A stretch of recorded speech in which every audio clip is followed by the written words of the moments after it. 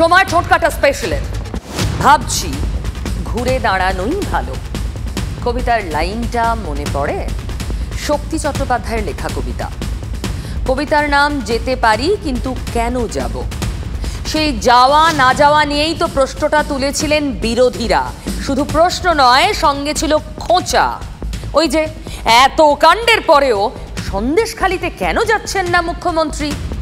TV9 বাংলার mega exclusive সাক্ষাৎকারে সেই প্রশ্নের উত্তরও দিয়েছিলেন মমতা বন্দ্যোপাধ্যায়।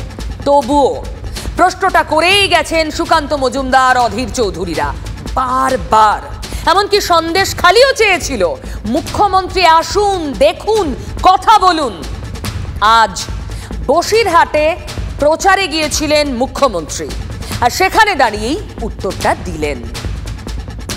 ইলেকশনের সময় সবাই আশা করে তার জায়গাটা যেন আমি যাই। আমি নিশ্চয়ই সব জায়গায় যাব। যেমন কিছুদিন আগে আমি হিঙ্গলগঞ্জ ঘুরেও এসেছি। আমি নিশ্চয়ই সব জায়গায় যাব। আমি আপনাদের ওখানেও যাব, সন্দেশখালিও যাব।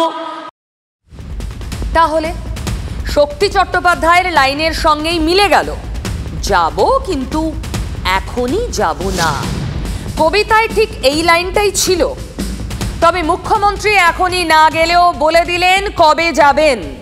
সেই কথায় পরে আসব। আসলে সন্দেশখালির ঘটনা সামনে আসার পর থেকেই ব্যাকফুটে ছিল তৃণমূল। তখন রাজনৈতিক নেতাদের সন্দেশখালির পথে পুলিশের বাধা রোজকার ঘটনা। যদিও ক্ষোভের আঁচ টের পেতে গ্রামে গ্রামে ঘুরছিলেন দুই মন্ত্রী। বিরোধীদের বাধা, অথচ শাসক নেতা মন্ত্রীদের ছাড় কেন? সেদিন সুজিত বসু, পার্থ ভৌমিকরা বলেছিলেন প্রশাসনের অংশ হিসেবেই তাদের সন্দেশখালিতে যাওয়া। তেমনই এক সফরে সন্দেশখালির মনের কথা শুনেছিলেন দুই মন্ত্রী। সেটা গত ফেব্রুয়ারির এক বিকেল। আমরা তো দিদিকে বলছি, দিদি আপনি তো মহিলার হয়ে দাঁড়িয়েছেন, আপনি মহিলা মুখ্যমন্ত্রী, তাহলে আমাদের সামনে এসে দাঁড়ান, আপনি আমাদের সামনে আসুন, আমরা বহিরাগত কি আমরা আপনাকে দেখাবো। আমরা দিদিকে আমাদের পাশে খুব প্রথম থেকে পেতে চেয়েছি, এখনো পর্যন্ত দিদি আমাদের পাশে আসলো না। সেদিন আক্ষেপ ঝরে পড়েছিল সন্দেশখালির গলায়। আর রাজনীতি, বিরোধীরাও বলেছিলেন রোজ রোজ। মুখ্যমন্ত্রী এখন যাবেন না, কারণ মুখ্যমন্ত্রী জানেন যে এখন গেলে পরে তার বিরুদ্ধে যেভাবে মহিলারা মুখর হয়ে অভিযোগ করবে, তাতে তার ওখান থেকে পালিয়ে আসা ছাড়া দ্বিতীয় কোনো উপায় থাকবে না। বাংলার মুখ্যমন্ত্রী আপনি নিজে একবার যান, আপনি একজন মহিলা, সেখানকার মহিলাদের কাছে কথা বলে জেনে নিন যে সেখানকার মহিলাদের উপরে আপনার দলের নেতারা কি ধরনের অত্যাচার করেছে। উনি সেই জন্য ওনার প্রিয় ডিজিকে পাঠিয়েছেন সেখানে, এবং ওনার প্রিয় পার্থ ভৌমিক থেকে শুরু করে ওনার যে নেতারা তাদেরকে পাঠাচ্ছেন যাতে শান্ত হয় এলাকা, এবং এলাকা শান্ত হলে তারপরেই মাননীয় মুখ্যমন্ত্রী ওই এলাকায়। তারপর TV9 বাংলার মেগা এক্সক্লুসিভ সাক্ষাৎকারে সেই প্রশ্নের উত্তরও দিয়েছিলেন মুখ্যমন্ত্রী। কোথায় যাবো না যাবো সেটা আমার ব্যাপার। আমি যেটা আমার মন চায় আমি সেটা করি। আজ নিয়ে গিয়ে কালও তো হবে যেতে পারি, এটা কোনো ম্যাটার না। কিন্তু ইউ ক্যানট গাইড মি যে আমি একটা হাইপ তুললাম বলে আমাকে এক্ষুনি এটা করতাম না। অবশ্যই না। আপনার মিডিয়ার কথা আমি নাচবো না। আমাকে কোনো কাজে যদি কেউ জোর করে বাধ্য করে আমি সেটা করি না। আমার মন যেটা চায় আমি করি। ভোটের 10 দিন আগে বসিরহাটে সভা করেই তো বললেন মুখ্যমন্ত্রী, ইলেকশনের সময় সবাই আশা করে তার জায়গাটা যেন আমি যাই। আমি নিশ্চয়ই সব জায়গায় যাব। যেমন কিছুদিন আগে আমি হিঙ্গলগঞ্জ ঘুরেও এসেছি। আমি নিশ্চয়ই সব জায়গায় যাব। আমি আপনাদের ওখানেও যাব, সন্দেশখালিও যাব। 24-এর ভোটে বিজেপির অন্যতম হাতিয়ারের নাম কি? সন্দেশখালি। সন্দেশখালি নিয়ে তৃণমূলকে চাচা ছোলা আক্রমণ করছেন প্রধানমন্ত্রীও। তৃণমূলের সুরত সপ্তমে ওই ভাইরাল ভিডিওয়ে ভর করে সন্দেশখালির পর্দা ফাঁস করেছে তৃণমূল রোজ রোজ। মমতা ব্যানার্জিও বলছেন, আজও বলেছেন, প্রধানমন্ত্রীর আক্রমণের জবাবই কি দিলেন বসিরহাট থেকে? जैसी भाषा ये लोग उनके लिए बोल रहे हैं, इसका जवाब बंगाल की हर बेटी अपने वोट से टीएमसी को तबाह कर देगी। যেভাবে আমার মা বোনদের অসম্মান করা হয়েছে, আমি তার জন্য আমি মর্মাহত, আমি দুঃখিত। মা বোনেদের নিয়ে অসম্মানের খেলা আর কেউ যেন না খেলে, এটা মাথায় রাখতে হবে। এই জিনিসগুলো বাইরে না আসলে মানুষ বুঝতেই পারতো না অ্যাকচুয়াল বিজেপি চক্রান্তটা কি করে করেছিল। মাম্পি দাস গ্রেপ্তার হওয়ার পরে এই সমাজে মানুষের মধ্যে যে কনফিউশন, তৃণমূল কংগ্রেস একটা জালি ভিডিওকে নিয়ে এসে প্রকাশ করেছিল, সেটা কেটে গিয়েছে, দিনের আলোর মতো পরিষ্কার হয়ে গেছে। 1947 সাল থেকে কেউ কোনো পলিসি করেনি। আমাদের সরকার একটা পলিসি তৈরি, আমরা ভেরি নিয়ে তৈরি করছি, যাতে যার ভেরি সে চাষ করুক, তা না হলে সেলফ হেল্প গ্রুপ বা যারা গ্রুপ ওয়াইজে করবে তারা করবে, কিন্তু গভর্নমেন্টের রেকর্ডের নাম রাখতে হবে, কারোরটা জোর করে কেড়ে নেওয়া যাবে না। কে দখল করছে? দখল তো হচ্ছে সাধারণ মানুষের জমি, জমি কেড়ে নিয়ে সেটা ভেড়ি বানানো হয়েছে। মুখ্যমন্ত্রীর এই বক্তব্যের সঙ্গে বাস্তবের কোনো যোগাযোগ নেই। কার ভেড়ি কে দখল করবে? লুট করেছে মানুষের সম্পত্তি।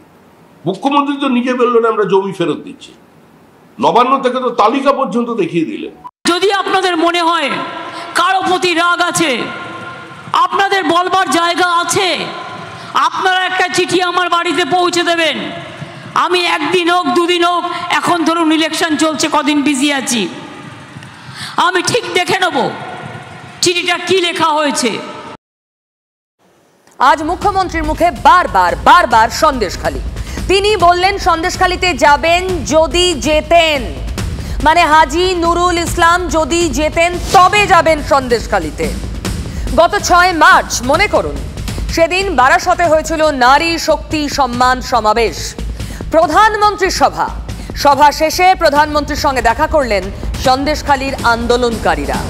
পরদিন 7 তারিখ পদযাত্রা করলেন মুখ্যমন্ত্রী। মহিলা দিবস উপলক্ষে পদযাত্রা, সেই মঞ্চেও গেলেন সন্দেশখালীর মহিলারা।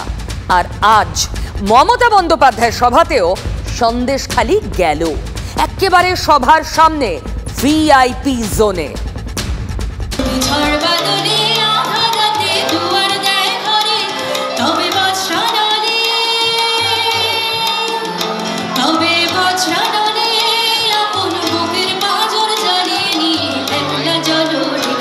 মহিলাদের বসার জন্য একেবারে মুখ্যমন্ত্রীর সভাস্থলের সামনে যে ভিআইপি জোন, সেই জোনে তাদের বসার ব্যবস্থা হলো।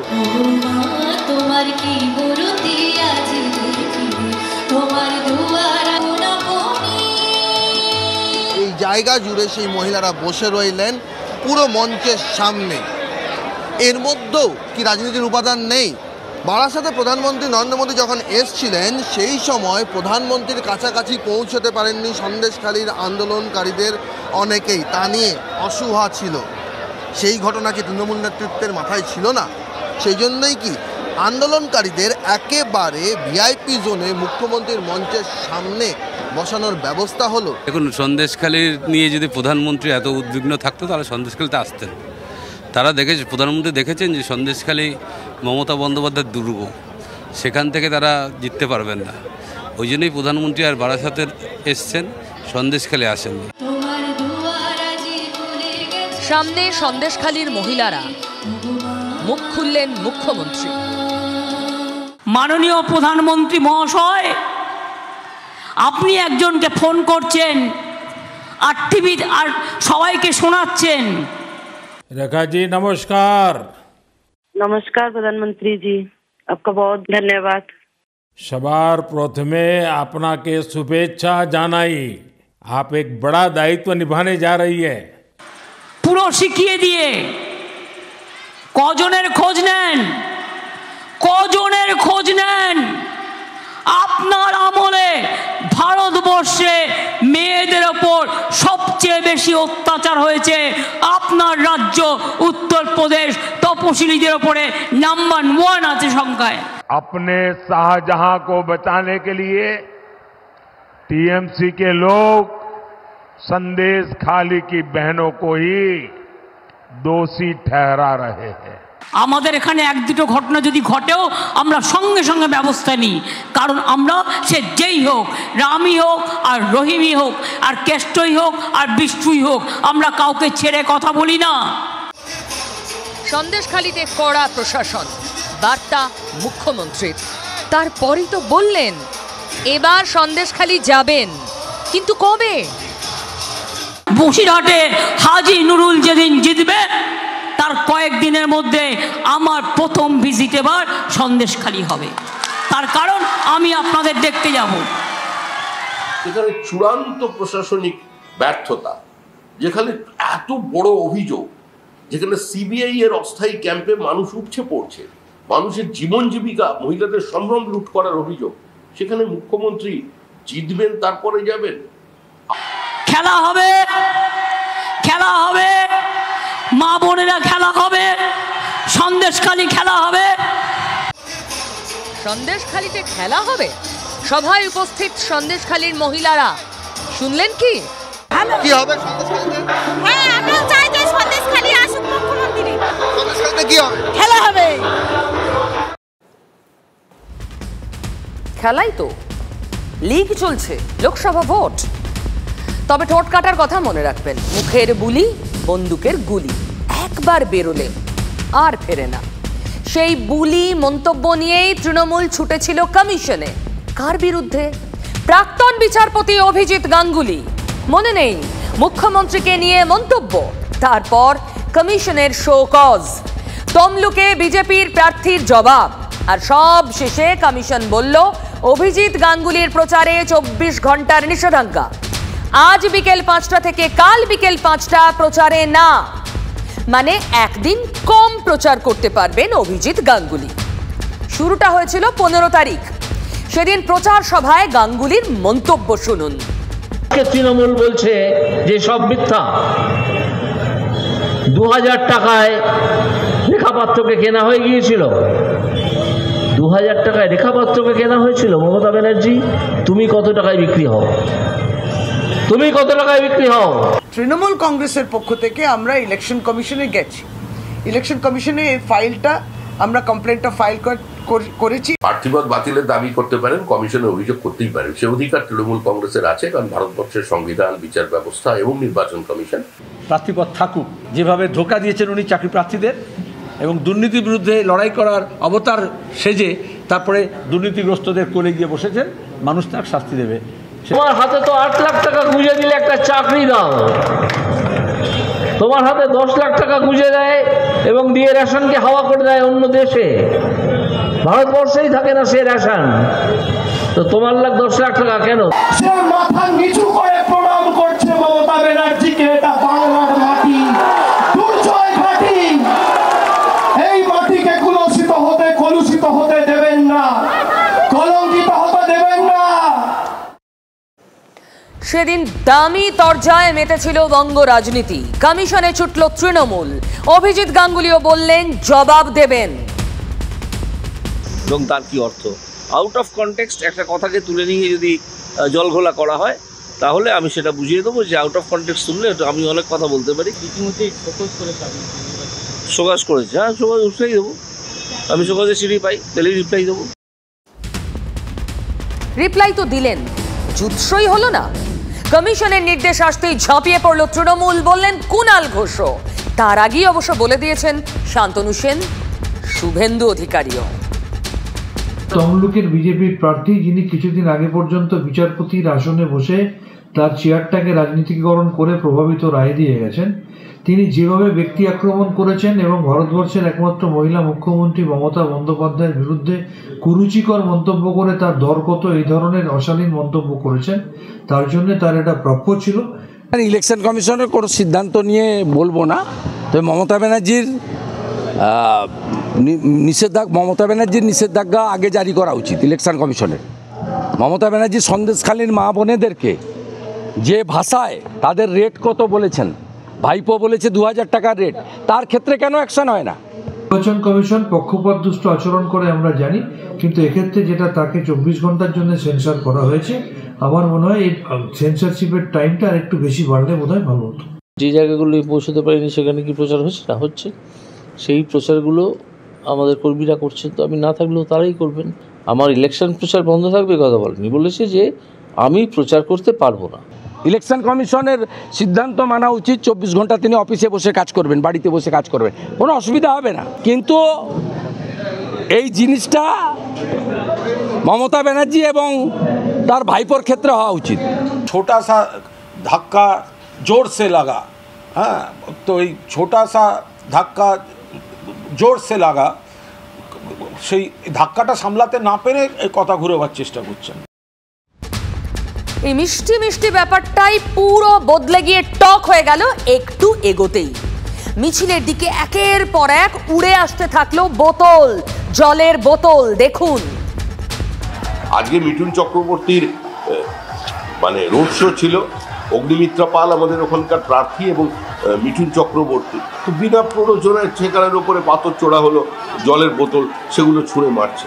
তারপর তাড়া করলে তারা সেখানে চলে গেল, তার সঙ্গে যে দেহরক্ষীরা ছিলেন তাদের পর্যন্ত ছুঁড়ে মারছে। তো এইটা হচ্ছে চিত্র।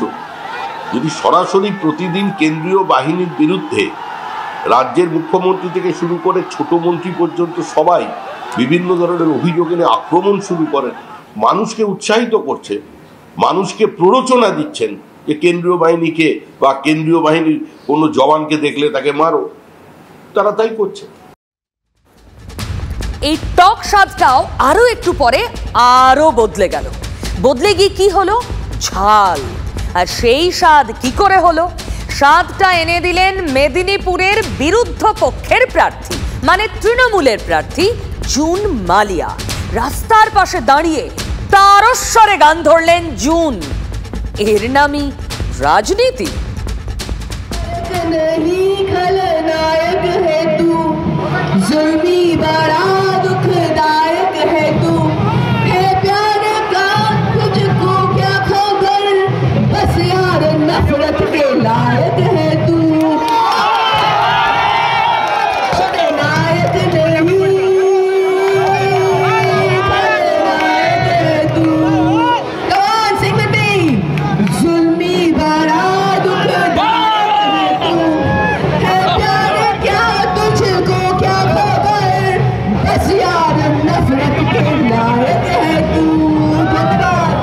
পাঁচ বছর পর্যন্ত বিনামূল্যের রেশন, মোদির গ্যারান্টি।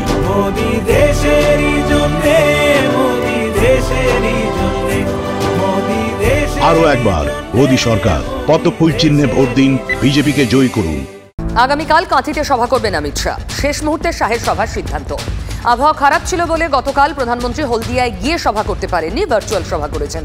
সেই কারণেই তড়িঘড়ি অমিত শাহের সভার সিদ্ধান্ত। বন্দে ভারত এখন স্লিপার এবং মেট্রোতেও মোদির গ্যারান্টি।